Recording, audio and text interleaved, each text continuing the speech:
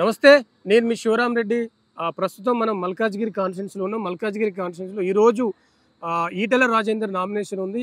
ఆ నామినేషన్ సందర్భంలో ఇక్కడ పెద్ద ఎత్తున కార్యకర్తలు కావచ్చు, తన అభిమానులు కావచ్చు రావడం జరిగింది. దాంతోపాటు హుజురాబాద్ నుంచి కూడా కొందరు నాయకులు ఉన్నారు. ఇక్కడ కూడా ప్రచారం చేస్తూ ఉన్నారు. ఎట్లా ఉంది ఏంది అడిగి తెలుసుకుందాం. నమస్తే అన్న. నమస్తే.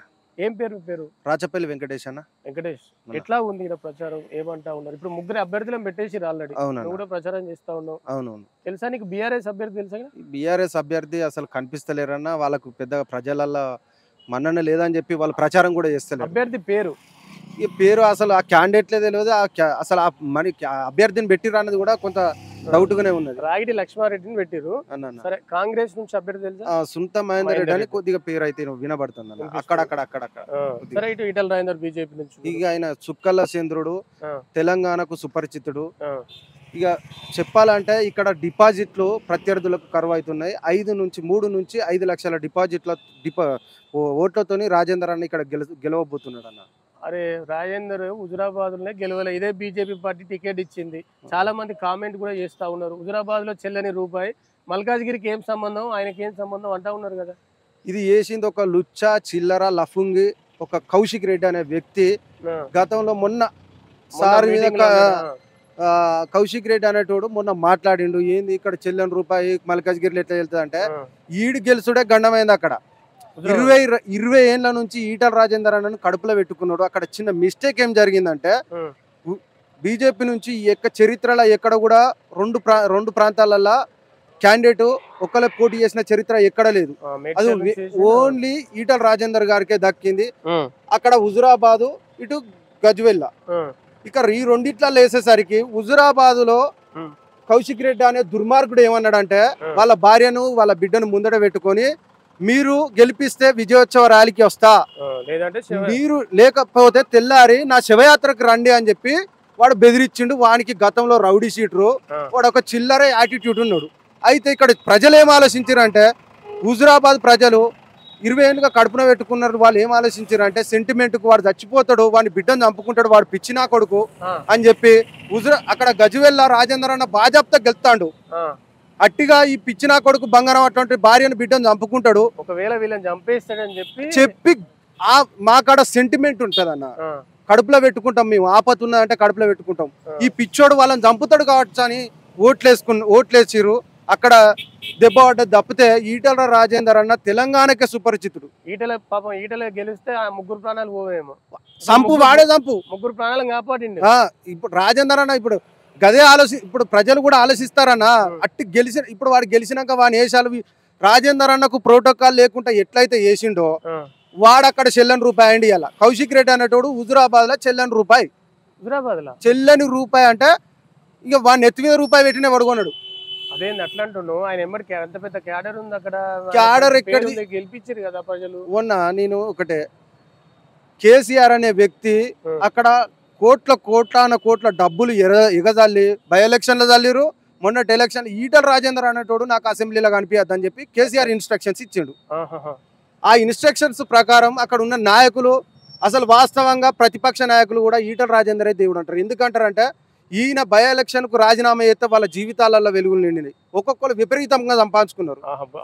అడ్డగోలుగా పైసలు విపరీతంగా ఉండద్దు, బీఆర్ఎస్ లకు రావాలని చెప్పి 10, 15, 20 లక్షలు ఇచ్చారు. జెడ్పీటీస్ కి 50 లక్షలు ఇచ్చిన చరిత్రలు ఉన్నాయి ఒక్కొక్క జెడ్పీటీస్ కి. పుణ్యాన్ని అందరూ బాగుపడ్డరు. వాడు పిచ్చోడు. పదవులు కూడా వచ్చినాయి కదా అక్కడ కొందరికి. పదవులు ఇప్పుడు లేవు కదా. అప్పుడు ఆ టైంలో ఇచ్చిర్రు. వాళ్ళకి అధికారంలో ఉండాలి. ఎడిఎస్ ఈటల రాజేందర్ బొండిగా విసుకాలే, ఆయన అసెంబ్లీలో కనిపించద్దని చెప్పి ఆయన మీద అనేక రకాలుగా 6,000 కోట్ల డబ్బు పథకాల రూపంలో గానీ పైసల రూపంలో గానీ మొత్తం మంత్రులు అంతా అక్కడనే అడ్డబెట్టిరు. లాస్ట్ కు ప్రజలు ఏ తీర్పు ఇచ్చిరో చూసిరు. మొన్నటి తీర్పు ఏంటంటే, ఈ పిచ్చినా కొడుకు నిజంగానే ఆ పోరగాళ్ళ బంగారం అటువంటి పిల్ల పాప మంచిగా ముద్దుగున్నది అమ్మాయి, చదువుకునే అమ్మాయిని తీసుకొచ్చి రాజకీయాలలో దింపి ఈ లేనిపోని చేపించిండు అమ్మాయి. అదే ఈ ప్రజలు ఆలోచించరు, ఈ పోరిని స్కూల్ మానేపించే మీటింగ్లు అని తిప్పిండు. ఒకవేళ ఓడిపోతే పొరగాళ్ళని చంపుతారా అని చెప్పి ఆలోచించి ప్రజలు ఓట్లెత్తేది గెలిచిండు తప్పితే, అదే ఇక్కడ రాజేందర్ అన్న అంటాడు కానీ వాడు చెల్లని రూపాయి. అక్కడ హుజురాబాద్ లో చెల్లని రూపాయి కౌశిక్ రెడ్డి అనేటోడు. ఇప్పుడేం అభివృద్ధి ఏం చేస్తున్నా ఏం లేదన్న తట్టెడు మట్టి పోసింది లేదు. ఏదో 1000 కోట్లు తీసుకొస్తానే అన్నాడు కదా, వాంతోని ఈక కాదు తోక కాదు. మరో సిద్దిపేట చేస్తా హుజరాబాద్. నేను ఏమంటున్నానే, ఇక వాడు మొత్తం ఆకాశరామన్న వల్దు భీమన్న అని తుపాకి రామన్ ఉంటాడు చూసినావా, తుపాకి రాముని లెక్క మొత్తం కథలు అన్ని బొచ్చాడు చెప్తాడు. ఇప్పటి వరకు మా రాజేందర్ అన్న బై ఎలక్షన్ లో గెలిచినాక 90 రోజులు కాకముందే నువ్వు తట్టెడు మట్టి పోసినావు ఆ హుజరాబాద్ లా, ఈటల రాజేందర్ బహిరంగ చర్చకు సిద్ధమా అని అన్నాడా అన్నాడా. అప్పుడు కూడా నేను వాయిస్ ఇచ్చిన, నీకు దమ్ముంటే నీ జీల దమ్ముంటే రారా బాయ్, ఈ 20 ఏళ్ళ హుజరాబాద్ లో ఏం చేపించిండో మాకు తెలుసు. నువ్వు ఇప్పుడు నేనంటానా, నీకు దమ్ముంటే నేను గాంధీ చౌరస్తా జమ్మికుంటలో కూర్చేసి కూసుంటా, నువ్వు నీ కార్యకర్తలను నీకున్న అధికార బలం నీకున్న మద బలం ఇంకే బలం అని ఉంటే వాళ్ళందరినీ పట్టుకొచ్చుకో, నేను ఒక్కనే అత్త. నువ్వేం చేసినావు తట్టెడు మట్టి పోసింది నాకు ఎక్కువ ఉంచు. నేను ఛాలెంజ్ ఓపెన్ ఛాలెంజ్ ఇస్తున్నాను. మొత్తానికి ఎట్లా ఉంది మల్కాజ్గిరి ఎలక్షన్ లో? సేమ్ హుజరాబాద్ సీన్ రిపీట్ అవుతుందా మరి గెలుస్తాడా అన్న? నేను ఓపెన్ చెప్తున్నా, తెలంగాణ ఉద్యమంలో అనేక రకాలుగా ఈయన సొంత ఆస్తులు అమ్ముకొని చెప్పి ఉద్యమాలు చేసిన బిడ్డ ఈటల రాజేందర్.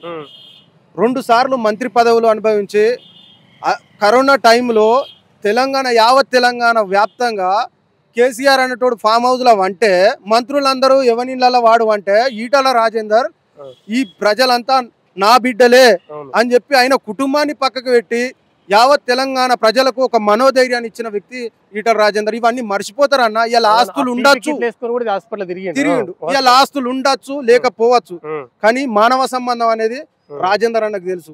మనిషికి సంబంధం, మనిషికి ఎట్లా విలువ వేయాలి. ఇంటికి వస్తే అన్న ఇప్పటికి కూడా రాజేందర్ అన్న నీకు వచ్చిన కష్టాన్ని చూడు. నువ్వు వచ్చినాక ఫస్ట్ తిన్నావా బిడ్డ, తినరా పో.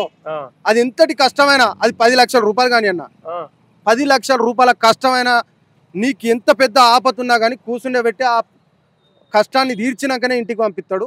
అవసరం అయితే నీకు వెహికల్ ఛార్జీలు, నువ్వు ఏదైనా ఛార్జీలు లేకపోతే కూడా నీ వెహికల్ ఛార్జీలు ఇచ్చి నేను ఇంటికాడ దింపిస్తాడు. ఓ మనిషిని ఇచ్చి ఇంటికాడ దించిచ్చే నేచర్ ఉన్నాడు. గట్లాంటి నాయకుడిని ఎవరైనా ఒడగొట్టుకుంటారా?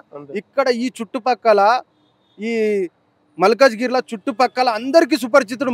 అప్పుడు కరోనా టైంలో ఒక్కొక్కరికి 1000 మందికి ట్రీట్మెంట్ అందించిన నాయకుడు రాజేందర్ అన్న.